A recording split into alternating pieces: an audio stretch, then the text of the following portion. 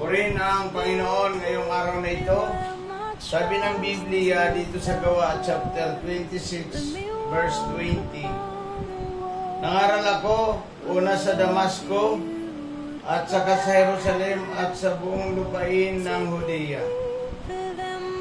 Gayon din naman sa mga hintil, ipinangaral kong dapat silang magsisi at lumapit sa Diyos at ipakilala ang kanilang mga gawang pagsisisi sa pamamagitan ng kanilang gawa.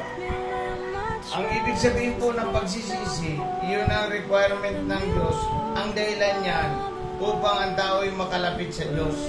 Kapag ang tao ay nagsisisi at tumalikod sa kasalanan, ito yung first step na ang tao ay makalapit sa Diyos.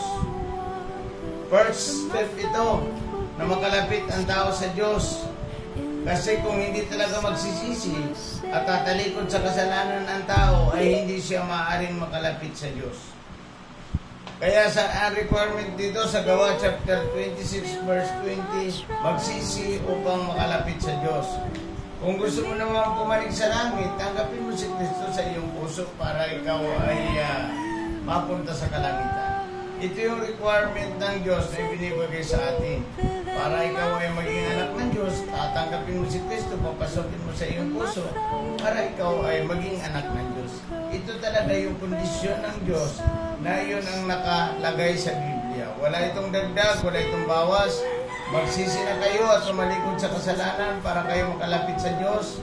And then, papasokin niyo si Kristo sa inyong puso para kayo ay makapasok sa langit. Purihin natin ang Panginoon ngayong araw.